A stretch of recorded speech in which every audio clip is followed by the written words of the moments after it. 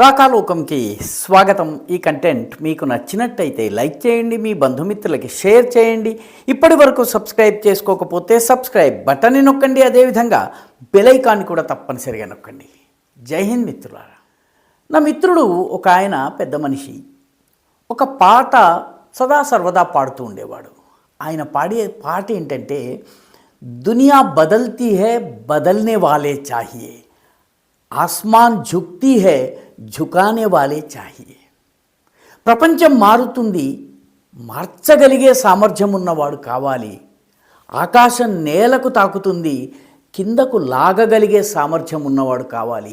దీన్నే కొద్దిగా మార్చినట్టయితే ట్రంప్ని వంచవచ్చు, వంచగలిగేవాడు కావాలి, మోదీ లాంటి వాడు కావాలి.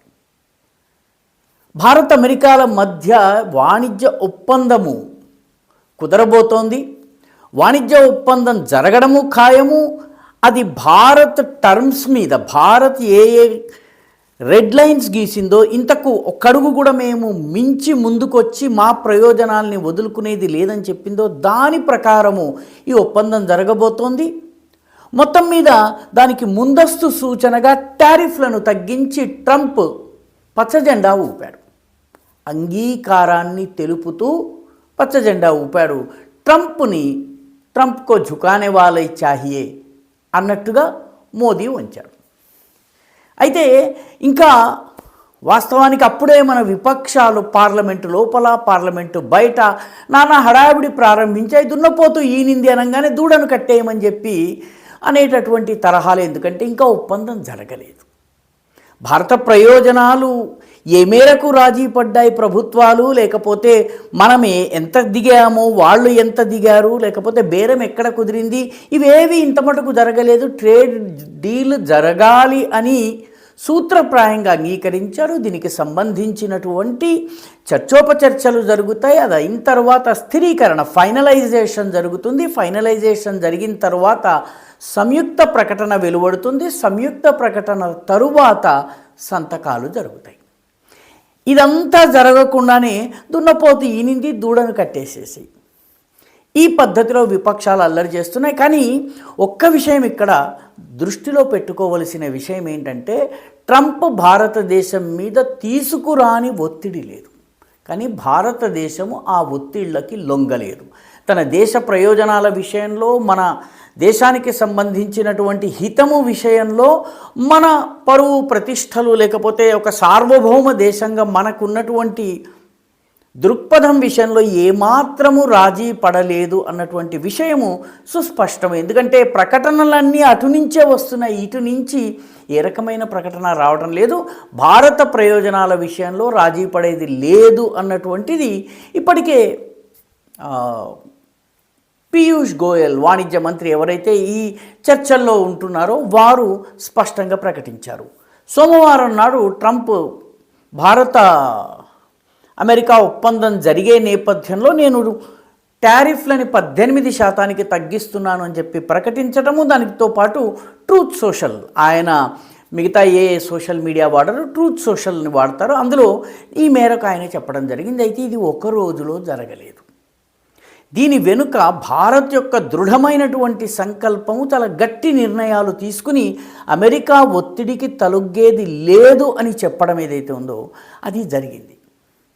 వాస్తవానికి మొట్టమొదట ట్రంప్కి షాక్ ఎప్పుడు తగిలిందంటే, అప్పటి వరకు టారిఫ్లు విధించి ప్రపంచ దేశాలని లొంగదీసుకుంటున్నటువంటి ట్రంప్కి భారతదేశము ఈ టారిఫ్ల పైన స్పందించలేదు. టారిఫ్లను ఎదుర్కొంటాం, ఏదైతే అదైంది, పెద్దగా దాన్ని పట్టించుకోవలసినటువంటి అవసరం లేదన్న రీతిలో భారతదేశం వ్యవహరించింది. భారత్ లొంగి వస్తుందని భావించినటువంటి ట్రంప్కి ఆశ్చర్యం కలిగింది. దాని తరువాత అన్నిటికన్నా మొట్టమొదటి గట్టి దెబ్బ ఎప్పుడు తగిలిందంటే, గత సంవత్సరం ఆగస్టు 31 సెప్టెంబర్ 1న షాంఘై కోఆపరేషన్ ఆర్గనైజేషన్ సమావేశం బీజింగ్లో జరిగింది. ఆ సమావేశంలో రష్యన్ దేశాధ్యక్షుడైనటువంటి వ్లాదిమిర్ పుతిన్, అదేవిధంగా షీ జిన్పింగ్ చైనా అధినేత, నరేంద్ర మోదీలు ముగ్గురు కలిసి ఒక వేదిక మీద కనిపించటము డొనాల్డ్ ట్రంప్కి అతిపెద్ద సిగ్నల్. టారిఫ్లు విధించి భారతదేశాన్ని లొంగదీసుకోవాలని కనుక ప్రయత్నించినట్టయితే ఈ 3 దేశాలు కలిసే అవకాశం ఉందన్నటువంటి మొట్టమొదటి సూచన ఇవ్వడం జరిగింది. ఆ తరువాత సెప్టెంబర్ నెల మొదటి వారంలోనే మన జాతీయ భద్రతా సలహాదారు అజిత్ దోవాల్ అమెరికాకు వెళ్ళారు. అమెరికా యొక్క ఫారిన్ సెక్రటరీ అయినటువంటి మార్కో రూబియోని కలిసి 3 విషయాలని స్పష్టంగా చెప్పారు. మొట్టమొదటిది, అడ్డమైనటువంటి షరతులకు అంగీకరించేది లేదు, భారతదేశము లొంగే ప్రసక్తి లేదన్నది చాలా నిర్ద్వంద్వంగా నిక్కచ్చిగా ఆయన చెప్పారు. రెండవ విషయము, భారతదేశము చర్చలకి సుముఖంగా ఉంది. గతంలో జరిగిన వాటిని మర్చిపోవడానికి కూడా భారతదేశం సిద్ధంగా ఉంది. ట్రంప్ ఆపరేషన్ సింధూర్ విషయంలో పేలినటువంటి అవాకులు చవాకులు, లేకపోతే మోదీని భారతదేశ ఎకానమీని డెడ్ ఎకానమీ అన్నటువంటి మాటలు, వీటన్నిటిని కూడా పక్కన పెట్టి చర్చించడానికి మేము సిద్ధంగా ఉన్నాము. కానీ మా షరతుల మీదనే మా ప్రయోజనాల్ని భంగం చేసుకుని మా వ్యవసాయ రంగానికి, లేకపోతే మా డైరీ రంగానికి, మా పౌల్ట్రీ రంగానికి, వీటికి మా ఫిషరీస్కి, వీటి ప్రయోజనాల్ని దెబ్బతీసే విధంగా ఒప్పందం జరిగే అవకాశం లేదన్నది స్పష్టం చేశారు. 3వ ముఖ్యమైన విషయాన్ని అజిత్ దోవాల్ చెప్పారు. ఇప్పుడు చాలా పత్రికల్లో ఈ రకమైనటువంటి కథనాలు వస్తున్నాయి. దాని ప్రకారము అవసరమైతే భారతదేశము వాణిజ్య ఒప్పందం చేసుకోవడానికి మరొక 2 ఏళ్ళు ఆగి డొనాల్డ్ ట్రంప్ పరిపాలన వెళ్ళిపోయి ఏ ప్రభుత్వం అధికారంలో వస్తే ఆ ప్రభుత్వంతో చేసుకుంటాం. We're ready to wait out Donald Trump. ఈ విషయాన్ని స్పష్టంగా చెప్పారు. ఇది కూడా డొనాల్డ్ ట్రంప్కి ఒక డేంజర్ సిగ్నల్. అసలు టారిఫ్ల ప్రభావం లేకపోవడం, ఎందుకంటే 3 రంగాలు ప్రధానంగా ప్రభావితమైన, ఒకటి జెమ్స్ అండ్ జ్యువెలరీ, రెండవది లెదర్ తోళ్ల పరిశ్రమ, మూడవది అపెరల్ దుస్తుల పరిశ్రమ. ఈ 3 మీద ప్రభావం ఉన్నమాట వాస్తవమైనప్పటికీ భారతదేశం అన్యాన్య దేశాలకు ఎగుమతులు చేయటము, లేకపోతే వాణిజ్యాన్ని డైవర్సిఫై చేయటం వల్ల టారిఫ్ల ఇంపాక్ట్ లేదన్నటువంటి విషయాన్ని స్పష్టంగా తెలియజేసింది. దీంతో సెప్టెంబర్ 17న డొనాల్డ్ ట్రంప్ ఫోన్ చేసి ప్రధానమంత్రి నరేంద్ర మోదీకి పుట్టినరోజు శుభాకాంక్షలు చెప్పారు.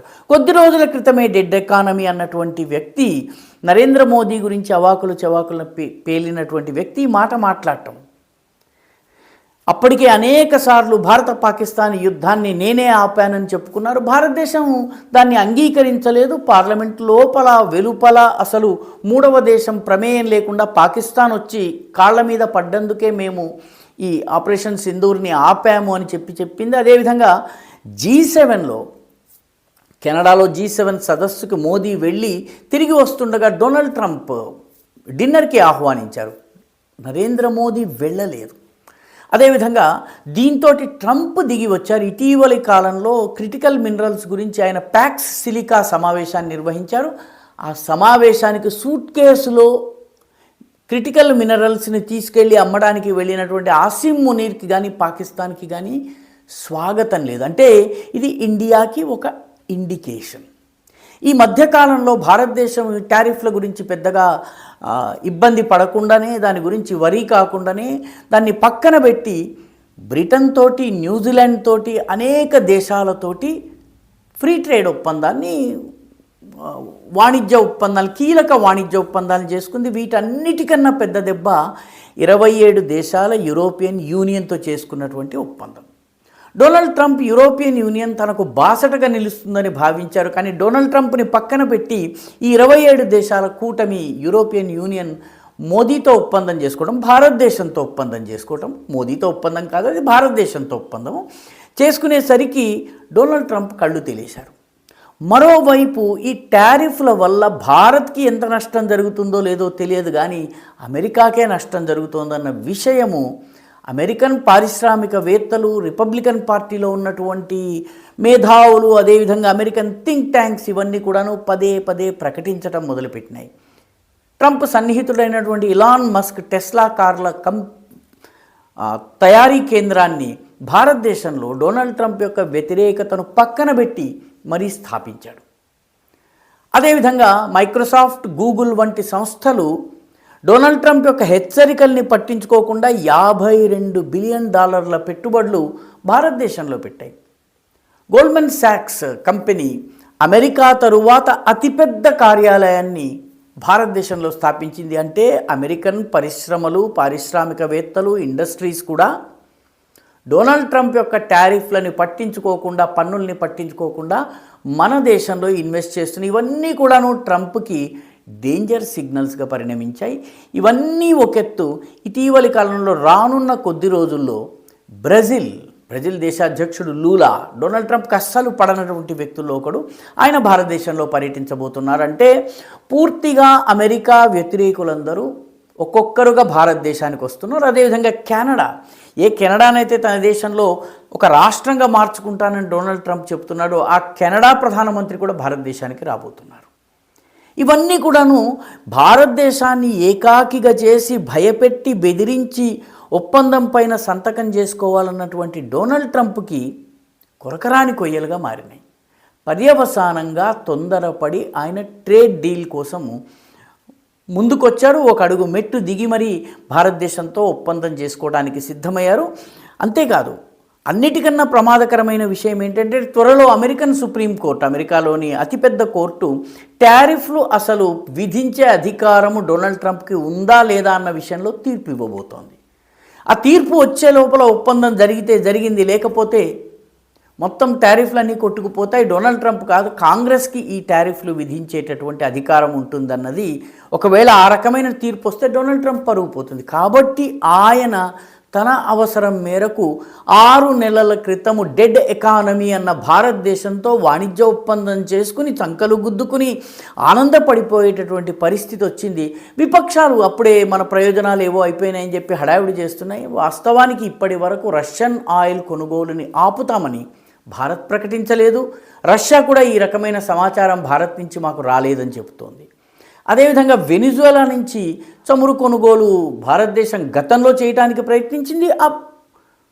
అది కొనసాగుతుంది. ఎందుకంటే వెనిజువెలన్ చమురుని శుద్ధీకరించేటటువంటి పోర్ట్ అంబానీస్ దగ్గర గుజరాత్లో ఉన్నటువంటి జామ్నగర్లో ఉంది. భారతదేశము కేవలం ఈ 2 రష్యా మాత్రమే కాదు 41 దేశాల నుంచి చమురుని కొనుగోలు చేస్తుంది.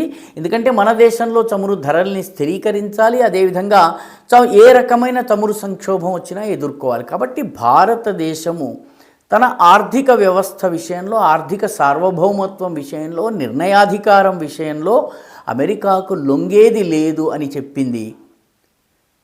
పైగా భారతదేశం గతంలో ఉన్నటువంటి భారతదేశం కాదు అన్నటువంటి స్పష్టమైన సంకేతాలు ఇచ్చింది.